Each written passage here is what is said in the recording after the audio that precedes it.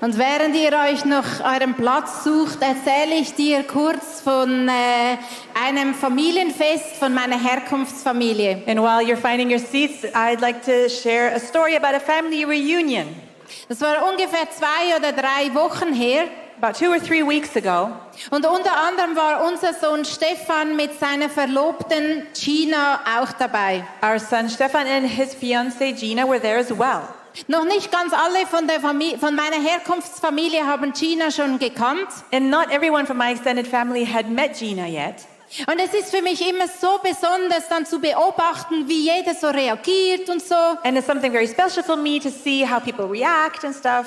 Und mit diesem Erlebnis im Kopf bin ich am nächsten Morgen auf einem Stuhl gesessen. And the next morning, I had this experience in my mind, and I was sitting on a chair, Stille Zeit. having my quiet time. Man denkt dann halt so darüber nach, was am Tag davor geschehen ist. And you think about what was happening the day before. Da habe ich mir überlegt, wie wäre es, wenn ich mit meinem Freund Jesus beim Familienfest auftauchen würde. And I thought to myself, how would it be if I came to the family reunion with my friend Jesus? Er würde zur Tür reinkommen. He would come in the door. Also würde er auch sagen, dass ich seine Freundin bin? Would he also say that I'm his friend? Oder würde er zu jemand anderem gehen? Or would he go stand with somebody else? Wäre es peinlich, wenn ich sagen würde meiner Familie, hey ihr Lieben, das ist mein Freund Jesus? Would it be embarrassing if I say to my family, hey, this is my friend Jesus? Und er dann nicht so mit der gleichen Leidenschaft reagieren würde wie ich. And he wouldn't respond with the same passion? Und auf einmal habe ich gedacht, kann ich überhaupt sagen, dass er mein Freund ist? And then all of a sudden I thought, can I even claim that he's my friend? Oder wäre es vielleicht sicherer, wenn er zwar kommt, Or would it be safer to have him come, aber ich würde ihn so als ehrfürchtig Gott irgendwo ein bisschen mit Abstand. but I would treat him more with respect and at a distance? Also merkst du, dass es gar nicht so selbstverständlich ist, dass es so einfach ist, mit Jesus abzuhängen. And then you notice that it's not really that common and that easy to hang out with Jesus. Mit dieser Frage habe ich mich noch ein paar Tage beschäftigt, And this question, it was in my mind for the next few days. bis an einem Morgen wir mit Freundinnen zusammen gebetet haben. Until one morning I was praying together with some friends, Und dabei sind wir auf eine Bibelstelle gestoßen, and we came upon a Bible verse wo er keine Zweifel offen gelassen hat, wie er zu mir steht. which left no doubt how he stands to me. Weil ich habe gelesen, dass er gesagt hat, Because I read that he said, ihr seid meine Freunde. you are my friends. Und dann wusste ich's. And then I knew. Und das verändert meine Beziehung. And that changes my relationship. Wenn ich weiß, If I know dass ich nicht dumm dastehe, wenn ich ihn einladen würde. that I won't be left standing there in a weird way if I invite him. Wenn ich weiß, dass er genauso empfindet wie ich, If I know that he feels the same way I do. das ist wunderschön. That's beautiful. Meine Message heute habe ich den Titel gegeben, die Kunst mit Jesus abzuhängen. I've given my message the title, The Art of Hanging Out with Jesus. Ja, genau deswegen. Exactly because of that. Weil ich gemerkt habe, es ist eine Kunst. Because I noticed it is an art. Und der erste Punkt heißt, unsere Berufung, deine Berufung ist es, mit Jesus And abzuhängen. the first point is, it is your calling to hang out with Jesus. Und jetzt warte ich aufs Bild. Waiting for the picture. Genau, weil das hat für mich mit Kunst zu tun. Because this has to do with art for me.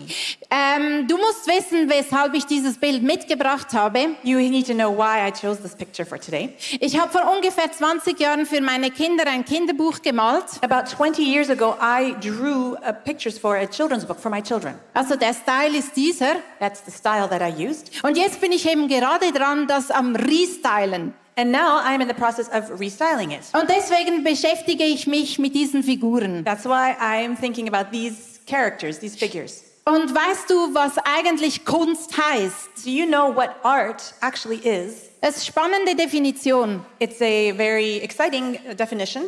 Es heißt, Kunst bezeichnet im weitesten Sinne jede entwickelte Tätigkeit von Menschen, ich lese es mal alles durch und Carmen wird es nachher auf Englisch lesen, die auf Wissen, Übung, Wahrnehmung, Vorstellung und Intuition gegründet ist. Kunst ist das Ergebnis eines kreativen Prozesses.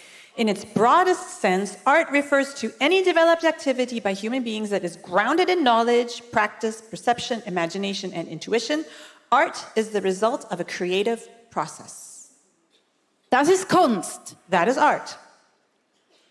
Ich habe mich schon gewundert, dass da so viel drin ist, was man lernen kann, And it amazed me that there's so much in there that you can learn, was man üben you kann. can practice. Und diese Definition This definition, auf meine und deine Beziehung mit Jesus angewandt, if we apply that to your and my relationship with Jesus, hat mich so begeistert, really excited me. weil da steht etwas drin von Wissen. It talks about knowledge. Das heißt, man kann darüber lesen. That means you can read about it. Es heißt von Übung. It talks about practice. Das heißt, man kann Fortschritte machen. Man bleibt nicht da stehen, wo du heute bist. That means you can improve. You don't have to stay at the point that you're at. Wahrnehmung und Vorstellung. Perception and imagination. Das heißt, es ist sichtbar und es ist spürbar. That means it is visible and it is tangible. Und dann heißt es Intuition. And intuition. Also das muss ich nachgoogeln. I had to Google this one. Und es heißt das plötzliche Erfassen von etwas. And it means you suddenly grasp something. Und dann kreativer Prozess. And then a creative process. Das heißt, es lebt, es ist schöpferisch, es gestaltet, es wird etwas sichtbar davon. That means it's alive. It's a creative process. You can see things. Ist das nicht krass, Isn't that wenn cool? das unsere Beziehung zu Jesus beschreibt? If that describes our relationship with Jesus, Wir können es üben, we can practice it. wir können darüber We lesen, can read about it. aber nicht nur lesen und hören, was andere erleben, sondern es ist auch für mich erlebbar. But it's not just things that other people have experienced. I can experience it. Und eines Tages plötzlich wirst du Dinge erfassen über Jesus, die du vorher noch nicht gekannt hast. And one day, all of a sudden, you'll experience things about Jesus that you didn't know before. Es ist ein kreativer Prozess, das heißt, du veränderst dich, es wird etwas in dir It's a gestaltet. creative process that means you get changed. Something is built up inside of you. Ich spüre so viel Energie von dieser Definition von Kunst angewendet auf mein Leben. I feel so much energy about this definition of art applied to my relationship with Jesus. Genau, angewendet auf meine Beziehung mit Jesus. Exactly, applied to my relationship with Jesus. Und weil es so viel Leben drin hat und so viel Energie, deswegen stehe ich auf am Morgen. And because there's so much life and energy in it, that's why I get up in the morning. Also ich liebe es, wenn das Adrenalin durch die Adern fließt. I love it when adrenaline rushes through my veins. Das gibt so viel Leben. There's so much life. Und das erinnert mich an einen Videoclip, And that reminds me of a video clip den ich jeweils sehe, wenn ich Leo begleite auf seinen Reisen, wo er übersee, in Asien oder so, eine Message hat. that I get to see when I'm on the road with Leo and he's maybe in Asia somewhere and delivering a message. Das ist ein Videoclip, den wir vor ein paar Jahren, das musst du im Kopf haben, wenn du ihn siehst, zusammengestellt wurde, um uns und unser ICF Movement vorzustellen. It's a clip that we put together a few years ago. Please keep that in mind as you see it to introduce ICF and our ministry. Also, hier hast du einen kurzen Einblick. Here's a quick vision. Pastoren Leo und Susanna Bigger sind die Seniorpastoren der International Christian Fellowship, ICF Zürich und dem ICF Movement. Heute ist ICF eine der einflussreichsten Bewegungen in Europa mit über 60 Kirchen in 9 Ländern. Im Januar 2017 zog ICF Zürich in ihre neue Location ein, eine hochmoderne Eventhalle in der Schweiz. Diese besteht aus einer Halle für über 5000 Personen, einer lebendigen Kinderkirche und einem Loft zum Verweilen. Doch das ist noch nicht alles. ICF hat mehrere Worship-Alben produziert. Diese moderne Kirche hat ebenfalls eine Online-Plattform mit Aufnahmen von den wöchentlichen ICF-Gottesdiensten. Pastor Leos Predigten werden regelmäßig auf verschiedene Fernsehkanäle ausgestrahlt und erreichen über 200 Länder weltweit. Jedes Jahr führt ICF Zürich eine der größten und einflussreichsten christlichen Konferenzen der Schweiz durch. Mit Tausenden von Besuchern aus mehr als 60 Nationen. Pastorin Susanna startete die Ladies Lounge. eine jährliche Frauenkonferenz des ICFs. Diese Konferenz findet nicht nur in Zürich statt, sondern auch in Deutschland, Österreich, Niederlande, Israel und Albanien. Pastoren Leo und Susanna haben eine tolle Familie. Beide sind stolze Eltern von 2 Söhnen, Stefan und Simon Bigger. Wow! Wow! Wow, denke ich jedes Mal so, wow, was ist denn das für eine Kirche? Every time I think, wow, what a church. Spürst du das Adrenalin? Do you Spürst du die feel the adrenaline Energie? and the energy?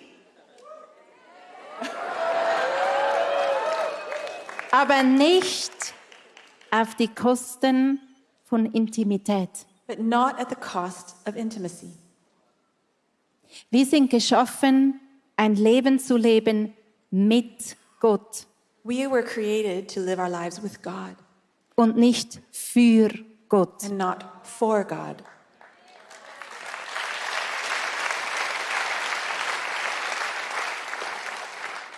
Und es ist eine Kunst, mit Jesus abzuhängen. And it's an art form to hang out with Jesus. Eine Kunst, die wir üben dürfen. An art form that we get to practice.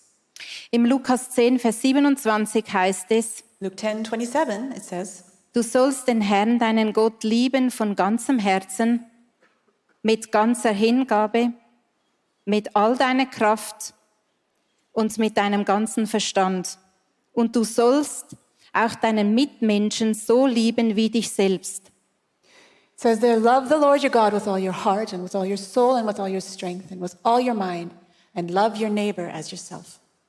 Und wenn wir jetzt diese Worte anschauen, die da stehen, And if we look at the words that it says there, von ganzem Herzen, with all your heart, ist das nichts anderes als die Intuition, die wir bei Kunst gelesen haben. Das heißt, das plötzliche Erfassen von etwas. it's the intuition that we talked about when we were talking about art, suddenly grasping something, Oder mit ganzer Hingabe. or with all your strength.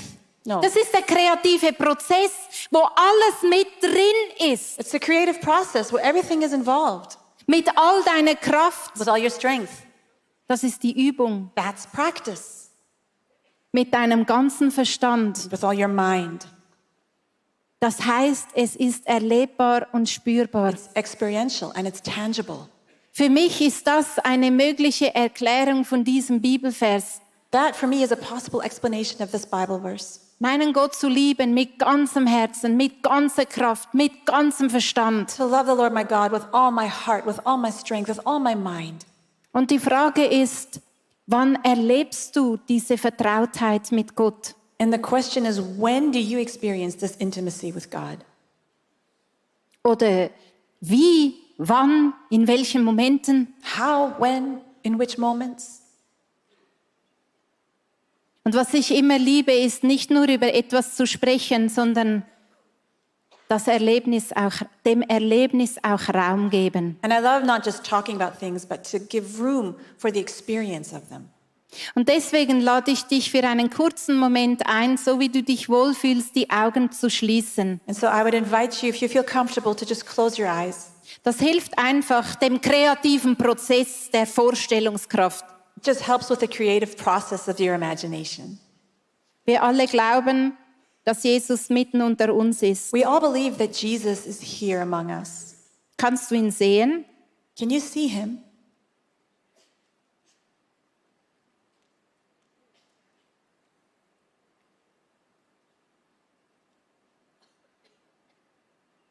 Die Halle ist plötzlich leer und nur du sitzt auf dem Stuhl. The hall is empty now. You're the only person sitting there on your chair. Du bist unübersehbar. You cannot be overlooked. Würdest du wollen, dass Jesus zu dir kommt? Would you want Jesus to come to you? Du kannst ihm auch sagen, wenn es dir unangenehm ist. You can tell him if you don't feel comfortable with it. Schau doch, was er macht in der leeren Halle. Just observe him. What is he doing in this empty hall?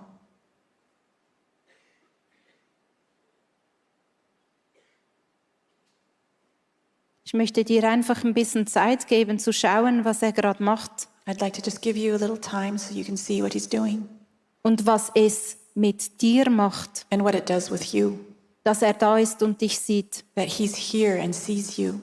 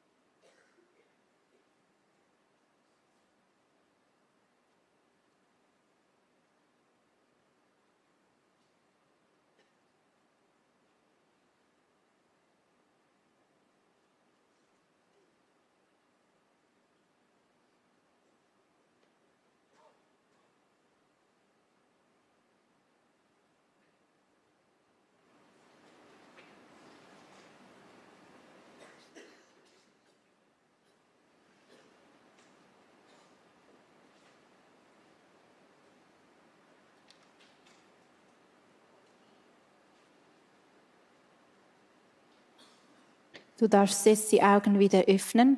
You can open your eyes again. Und wenn ich dich gestört habe, And if I interrupted you, dann kannst du es einfach beim nächsten ruhigen Moment da wieder ansetzen, wo ich dich jetzt unterbrochen habe. then you can continue right where you left off next time you have a quiet moment. Und was ich auffällig fand, ist, dass es genau für solche Momente eine gesunde Abgrenzung braucht. And what I noticed is for moments like this, you need healthy boundaries. Und das ist das nächste Bild oder der nächste Punkt, den ich mitgebracht habe. Ich liebe dieses Bild. I love this picture.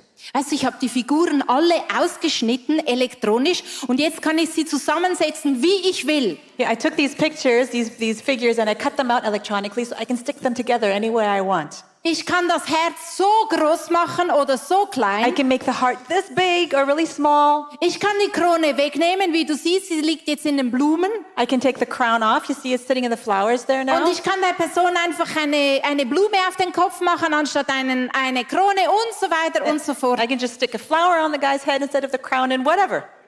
Und während ich dieses Bild kreiert habe, And while I was creating this picture, habe ich gemerkt, was es heißt. Das Bild drückt für mich aus, bleibt in seiner Liebe. and this picture expresses to me, remain in his love. Diesen Bibelvers den kenne ich schon so lange, I've known this verse for a long time. aber immer so die Angst, wann bin ich denn weg und wie bleibe ich in seiner Liebe? Und das entspannt mich total. But it was always, when am I in his love and when do I leave it? And this picture just relaxes me. Weil da drin möchte ich ja bleiben, in diesem Herz. That's what I want to remain, in that heart. Und ich würde es sofort spüren, wenn ich nicht mehr in diesem Herz bin, weil es wird sich anders anfühlen. I would sense it immediately if I left that heart. It would feel different. Gesunde Abgrenzung braucht es, wenn wir mit Jesus abhängen wollen. We need healthy boundaries if we want to hang out with Jesus. Und jetzt habe ich etwas vom Rabbi Daniel Lapin. And now I have something from Rabbi Daniel Lapin. Das habe ich von ihm gelesen und das ist das hebräische Wort hart. Er würde es natürlich jetzt besser sagen. I read it with something from him that he wrote, and it's the Hebrew word Hart. Und das heißt, wie er gestern gesagt hat, hat zwei Bedeutungen. Auf der einen Seite heißt es eingraviert. And like he said yesterday, it has two different meanings. On the one hand, it means engraved. Und auf der anderen Seite heißt es Freiheit. And on the other hand, it also means freedom. Und er hat ja das in seinem Buch fantastisch erklärt, oder? Wie kann das sein? Das gleiche Wort, zwei komplett verschiedene Bedeutungen. And he explained it in his book so well. How can it be the same word and two completely different meanings? Und er hat gesagt, hey, eingraviert meint also sozusagen wie in die Gesetzestafeln mit dem Griffel eingraviert, unwiderruflich. And he said engraved, it means like on the tablets of stone scratched in there indelibly. Also das meint, die Gesetze oder die Regeln oder die Gebote von Gott, die sind eingraviert. So it's the laws, it's the rules, the commandments of God, they are engraved. Also das Bild haben wir alle, ich habe es jetzt mit dem Stein gemacht. We have this picture in our mind, there's a stone, you can see it. Den habe ich auch extra einfach groß gemacht, dass also- es vielleicht so aussieht wie die Gesetzestafeln. I also just made this stone bigger so it looks like the commandments, the 10 commandments. Und dann die Feder, das sollte die Freiheit bedeuten. And then the feather should be freedom, represents freedom. Weißt du, man kann sich das vorstellen und Rabbi Daniel Lapin, der kann ja so gut diese Geschichten erzählen, haben wir gestern gehört. And it's easy to imagine it in Rabbi Daniel Lapin. He can explain these stories so well, like we heard yesterday. Aber ich habe es genauso erlebt. But that's exactly how I experienced it. Wenn ich meinen Kindern sage, sie müssen dann und dann ins Bett gehen, also natürlich, als sie klein waren, When my kids were little and I told them they had to be in bed by then and then, dann ist das sozusagen ein eingraviertes Gesetz. that is like an engraved law. Man könnte sagen, es ist eine Einschränkung der Freiheit oder eben genau das Gegenteil. You could say it is a limitation of their freedom. It's exactly the opposite. Nur am nächsten Morgen, But on the next morning, wenn sie dann aufstehen, When- dann haben sie die Freiheit, when they get up the next morning, they have the freedom ausgeruht in die Schule zu gehen und kreativ zu sein. to go to school well rested and be creative. Ja, schlau erklärt, oder? That's explained very smartly, right? Also der Applaus gehört nicht mir, aber So that applause is not for me, but ich habe dieses Prinzip in meinem Leben entdeckt. I've discovered this principle in my life. Meine Eltern haben das bereits bei mir angewandt. My parents did this with me already. Und es ist ein Prinzip, das uns nicht Eltern anwenden lassen müssen. Wir brauchen keine Eltern, um das anzuwenden. And it's a principle that we don't need parents for to apply that to our lives. Wir können dieses Prinzip von der Einschränkung auf der einen Seite auch in unserem Leben selber anwenden. We can apply this principle of limitations on the one side in our own lives, um dafür umso mehr Freiheit auf der richtigen Seite zu bekommen. to gain so much more freedom on the correct side. Und das gehört zur Kunst, mit Jesus abzuhängen. And that is part of the art of hanging out with Jesus. Wer sagt dir, wenn du am Abend ins Bett sollst? Who tells you when you should go to bed at night? Wer sagt dir, wenn du diese Sendung oder diesen YouTube-Clip oder was auch immer du dir anschaust, jetzt nicht mehr anschauen solltest? Who tells you to stop watching whatever you're watching? Wer sagt dir, dass du jetzt nicht mit deinem Partner ins Bett sollst, weil es sich nicht gehört? Who tells you not to go to bed with your partner because it's not proper? Wer sagt dir, dass du jetzt nicht dich irgendwie betäubst mit irgendeinem Getränk? Who tells you not to somehow numb yourself with some drink? Das sind alles Dinge, die geben uns schnell ein gutes Gefühl. These are all things that would give us a good feeling for the moment. Aber ich habe gelernt, dass schlechte Gewohnheiten haben sofortigen Gewinn. And I've learned that bad habits have an immediate Gute Gewohnheiten haben einen verzögerten Gewinn. and good habits have a delayed benefit. Das nächste Mal, wenn du irgendetwas machen möchtest, The next time you want to do something wo der Heilige Geist dir sagt in deinem Gewissen, where the Holy Spirit tells you in your conscience, hey, mach das nicht, du brauchst das nicht, hey, don't do it. You don't need this. dann denke daran, Then remember, Jesus first, Jesus first. mit Jesus abzuhängen, Hanging out with Jesus. erfordert gesunde Grenzen. It requires healthy boundaries. Und wenn du jetzt Nein sagst, And if you say no now, dann lass das in Stein gemeißelt sein, damit du die Freiheit später erlebst. let that be engraved in stone so that you can experience freedom later.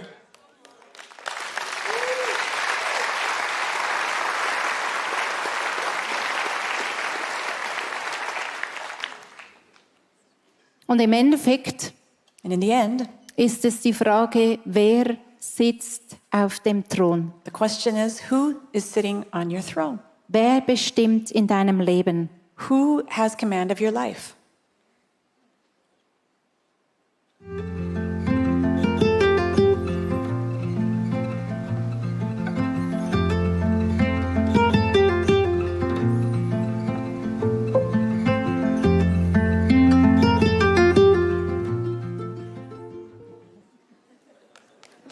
Er sagt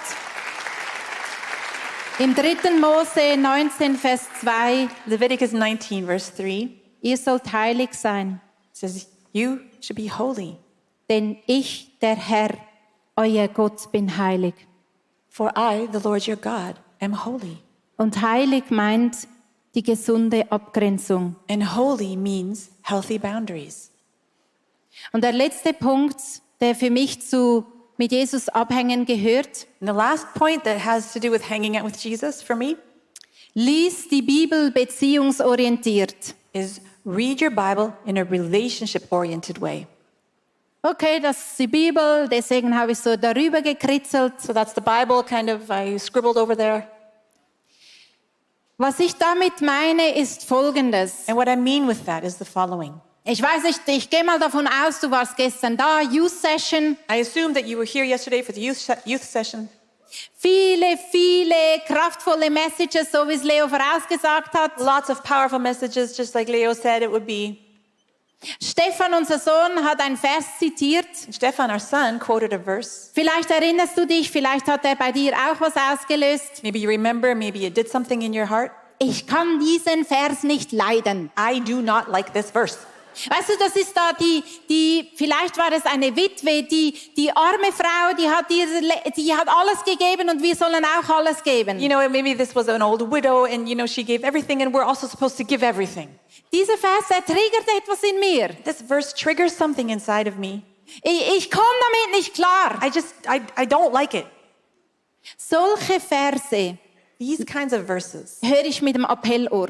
I hear with my appeal ear. Und das gibt ja da das bekannte Beziehungsviereck vom Schlunz von Thun. And there's this well-known relationship.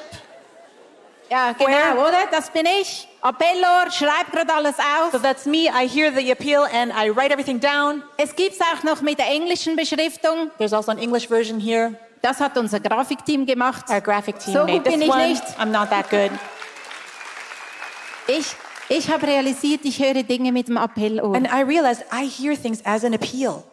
Aber ich darf die Bibel beziehungsorientiert lesen. But I may read the Bible in a relationship-oriented way. Und deswegen habe ich mir gestern diesen Vers notiert So yesterday I noted down this verse und habe mir gesagt, das nächste Mal, wenn ich stille Zeit mache, nehme ich ihn hervor. and I told myself I'm going to look at this verse next time I have my quiet time. Heute Morgen natürlich vergessen. So this morning, of course, I forgot. Deswegen habe ich ihn ja aufgeschrieben und bin darüber gestolpert. So, but that's why I wrote it down and then I stumbled over it again. Und dann habe ich gesagt, ach ja, Jesus, also by the way, dieser Vers, der nervt einfach. And then I said, oh, right, Jesus, this verse just bugs me. Und es ist nicht der einzige, der nervt. And that's not the only verse that bugs me. Aber wenn ich mit Jesus ins Gespräch komme über diese Verse, But if I start communicating with Jesus about these verses, dann entsteht ein kreativer Prozess. then a creative process begins. Dann kann ich lernen. And I can learn. Dann kommt Intuition, plötzliches Erfassen von irgendetwas. Then intuition comes. I suddenly grasp something. Dann kann ich Dinge plötzlich sehen, spüren, wahrnehmen aus seiner Sicht. Then I can suddenly see and experience things from his perspective. Und das tut so gut. And that feels so good. Und am Schluss von meiner Message möchte ich dir noch etwas ganz Praktisches mitgeben, was du machen kannst, das mir geholfen hat, die Bibel persönlicher werden zu lassen. And at the end of my message, I would like to give you something that has really helped me to have the Bible become more personal. Zutaten, Ingredients, ein bisschen Zeit, a little bit of time, ein elektronisches Gerät an electronic device, und 2 oder 3 Freunde. and 2 or 3 friends. Gut, das mache ich seit Jahren. I've been doing this for years, Jeden Mittwochmorgen. every Wednesday morning. Wir haben uns geeinigt mit diesen, also zu 4. 4 of us have agreed. Das ist eine Pastorin aus dem ICF München, aus dem ICF Wien, aus dem ICF Bern und ich. It's the pastors from ICF München, Bern, and Vienna, and me. Haben gesagt, lass uns zusammen beten mit der Bibel. We just said, let's pray together with the Bible. Und es wird so persönlich. And it becomes so personal. Das machen wir schon, ich weiß nicht, 10 Jahre oder noch I länger. don't know, we've been doing this for 10 years or more. Ich habe es auch erhöht noch mit anderen, weil es einfach so gut tut. And I've even extended it out to others because it's just so good. Und das kann jeder von euch machen. 2, 3 Freunde einladen, probiert's doch mal aus. Every one of you can do this. Just invite 2 or 3 friends. Give it a try.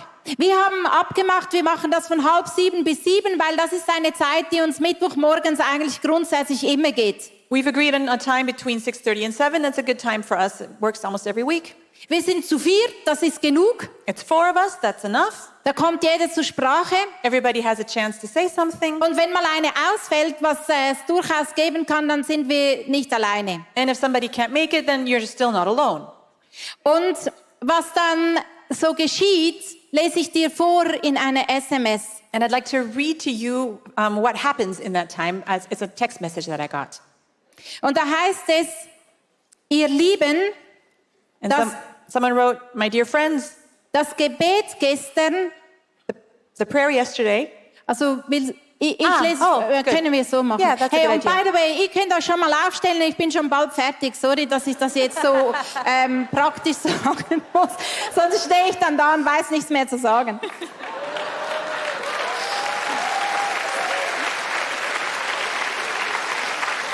Also, sie hat geschrieben, ihr Lieben, das Gebet gestern hat mir gerade durch das Wort erinnern, wie viel Gutes er mir getan hat, so viel Gelassenheit gebracht wie kaum was. Es liegt so eine Kraft im Gebet mit seinem Wort und mit euch. It says there, dear ones, the words in the prayer yesterday, remember how much good he has done for me, have given me so much more tranquility than hardly anything else has. There is so much power in praying with his word and with you. Hey, wir haben angefangen mit Psalm 23 zu beten, weil das ist relativ einfach. We started praying with Psalm 23 because that's pretty easy. Weil das ist in sich ja schon ein Gebet. Because it's already a prayer itself. Und dann lesen wir einfach Satz für Satz, der Herr ist mein Hirte. And then we just read sentence by sentence. The Lord is my shepherd. Mir wird nichts mangeln. I shall not be in want. Und dann gebe ich Antwort darauf. And then I give an answer to that. Und dann liest eine andere den nächsten Satz. And then somebody else reads the second sentence. Und dann gibt sie Antwort darauf, was das bei ihr auslöst, was sie damit erlebt. And then she tells us what that triggers inside of her, what she experiences with this statement. Und wie die eine geschrieben hat, dass aus diesem Vers, wie viel Gutes er mir getan hat. And what this one woman wrote then about this verse, the good that he has done for me. Das wird plötzlich so persönlich. Suddenly it becomes so personal. Und das tut einfach so gut. And it just does you good. Weil genau das ist dieser schöpferische, kreative Prozess. Because that is this creative process. Und wir haben geübt. And we practice this. Ich würde jetzt sagen, wir sind definitiv schon viel besser im Beten, als wir angefangen haben. I would say we are much better at praying now than we were when we started. Also weißt du, wir beten jetzt schon zum Beispiel Apostelgeschichte 27. Because like now we can pray Acts 27. Das ist kein Gebet. That's not a prayer. Das ist die Geschichte, wo Paulus im Sturm und das Schiff geht bald unter. That's the story of Paul being in the ship with the storm and it's going to sink. Aber weißt du, wenn dann plötzlich eine Intuition kommt, was das für mich, für uns bedeutet, But if then you all of a sudden get this intuition, what this means for you and for us, dann wird das einfach so persönlich, then it becomes so personal, so beziehungsorientiert. so relational. Und davon kann ich echt nur schwärmen. And I really can just only speak positively about this. Also such dir einfach 2, 3 Freunde, mach das ab und probiert das mal aus, einen Monat lang. So just find 2 or 3 friends and give it a try for 2 or 3 months. No, 1 month you said, sorry. Ja, 1 month. einen I'm Monat. exaggerating. Und du wirst von jetzt in einem Jahr nicht mehr die gleiche Beziehung mit Jesus haben. And a year from now, you will not have the same relationship with Jesus that you have now. Wenn du dir immer wieder diese Momente rausnimmst und realisierst, hey, er meint dich. If you take these moments and just realize, he means me. Er sieht dich. He sees me. Dann passiert etwas. Then things happen. dann kommt diese Wahrnehmung, dann hat das Üben auf einmal diese Kraft, von der wir gehört haben. Then perception comes and practice has strength that we heard about. Und also eines der Lieblingsbilder, vielleicht kannst du es noch mal einblenden, ist dieses Bild mit dem Herz. And one of my favorite pictures, maybe you can show it again, is the one with the heart. Zweiter Punkt. The second point, Mit Jesus abhängen erfordert gesunde Grenzen. the one with healthy boundaries. Jawohl. Lass es auf dich wirken. Just let this picture speak to you. Es geht nicht darum, wie weit weg ist es noch okay, mit Jesus zu sein, It's not about how far away from Jesus is still okay, sondern wie nahe. but how close. Wie nahe. How close?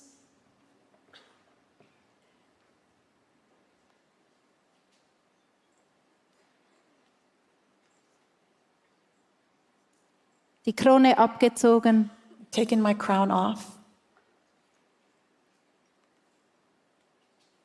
weil wir mit ihm leben because we live with him und nicht für and ihn. not for him. Wir werden jetzt einen Song hören, We're going to hear a song now. in dem wir gesungen, dass es schon immer er war. And it talks about it having always been him. Und vielleicht hast du dich gefragt, wo ist Jesus in meinem Leben? And maybe you've asked yourself, Jesus, where are you in my life? Und dieser Song hilft uns vor Augen zu malen, dass er ja da war And this song helps us to see that und dass he er was dort there war and he was here. und dass er auch in diesem Moment da war. And in that moment, he was there too. Es ist ein Liebeslied und genieße es als solches. It's a love song and just enjoy it.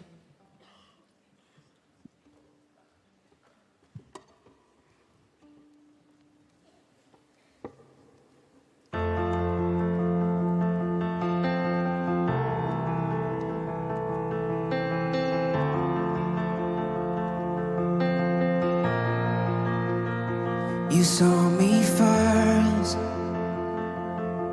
You let me in when I was at my worst. The moment when I heard you say my name is the first time in so long. I'm not afraid. I'm not afraid. You are the voice that calms the storm inside me, cast the walls that stand around me. All this time, my guardian was you. You are the light that shines in every tunnel. There in the past, you'll be there tomorrow. All my life, your love was breaking through. It's always been you. It's always been you.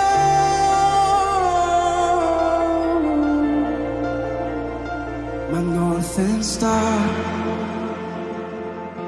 Your light will be the compass of my heart. Oh, I just wanna be right where you are. Right where you are. You are the voice that calms the storm inside me, cast the walls that stand around me. All this time, my guardian was you. And you are the light that shines in every tunnel. There in the past, you'll be there tomorrow. All my life, your love was brave.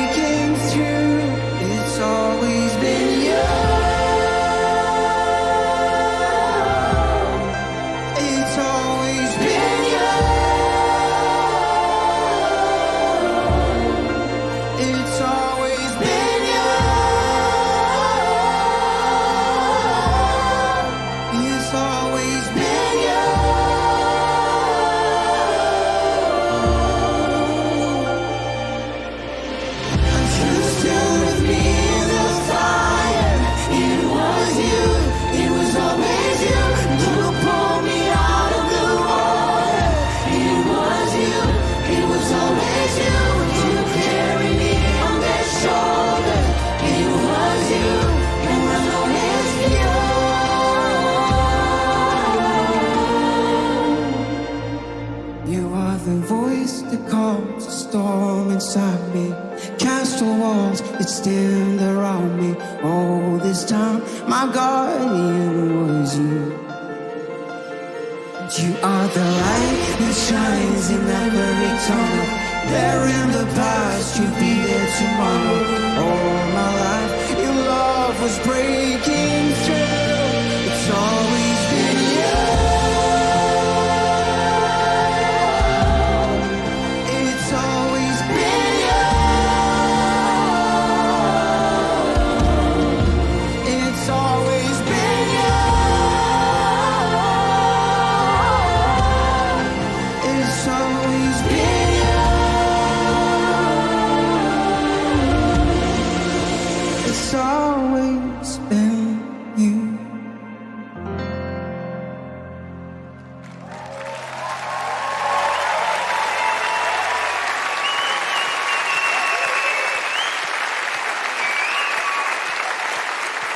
Wow, vielen, vielen Dank für diesen wunderschönen Song. Thank you so much for this beautiful song. Wir sind genau deshalb an einer Conference, That's exactly why we're at a conference. damit wir ein bisschen spüren, wie es eigentlich in der Gegenwart von Gott ist. So that we can sense what it's like to be in the presence of God. Damit wir ein bisschen uns abgegrenzt haben von dem, was uns sonst immer beeinflusst. So that we can have separated ourselves from the things that usually influence us. Damit ein bisschen klarer wird, mit was für unbedeutenden Dingen, dass wir uns eigentlich immer satt machen. So that we can maybe sense with which inconsequential things we usually fill ourselves. Und ich lade dich jetzt ein, aufzustehen. And I would invite you now to stand up. Und der Heilige Geist hat dir Dinge gezeigt, die dich hindern an dieser Liebesbeziehung. And the Holy Spirit has revealed things to you that keep you from this love relationship. Leg sie ab. Lay them down. Und während du in seine Arme rennst, And as you run into his arms, lass die Dinge los. let go of those things. Und Heiliger Geist, ich möchte dir Danke sagen, dass du jetzt Dinge hervorbringst, And Holy Spirit, I want to thank you that you are revealing things die uns trennen. that separate us. Du bist ein Gentleman. You're a gentleman. Du machst es so, dass wir dann das eroberte Gebiet auch verteidigen können. You let us be able to defend the territory that we have conquered. Du lässt nicht unbedingt gerade das ganze Leben einstürzen. You don't let our whole lives collapse at once. Aber ich bitte jetzt im Namen Jesus, dass die Schlüssel, die dich hindern, jetzt sichtbar werden. But I ask in the name of Jesus that the things that keep you from him will be revealed right now. Und dass du jetzt diesen Schlüssel zu diesen Räumen Jesus in die Hände legen kannst. And that you can give Jesus these keys to these rooms that separate you from him. Weil das ist es, was es heißt, wenn wir ihm Raum machen. Because that's what it means to give him room.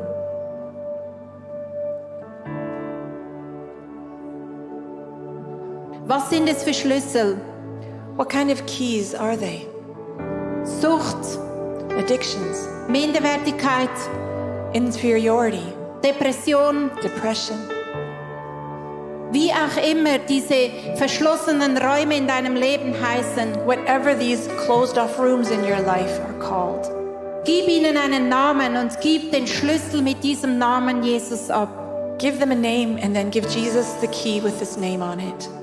Lass uns ihm Raum machen. Let's make room for him. Amen. Amen.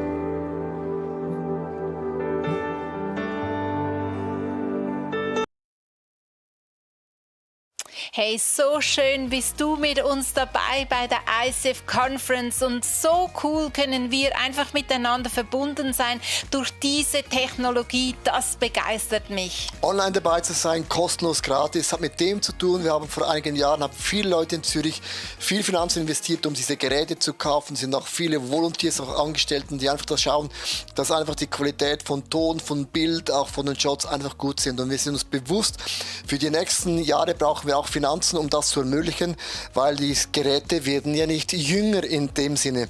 Ob du jetzt zum Beispiel 50 Euro, 50 Schweizer Franken oder 100 oder 5 Euro oder 1000 spendest, was auch immer Gott aufs Herz legt, jeden Franken, sagt man in der Schweiz, zählt. Ja, und wie cool, dass du mit deinen Finanzen genau damit anderen Menschen auch dienen kannst und andere davon profitieren können. Das ist das eine. Aber das andere ist auch, mit deinen Finanzen bringst du deine Dankbarkeit gegenüber Gott zum Ausdruck. Vielen, vielen Dank, dass du mit dabei bist.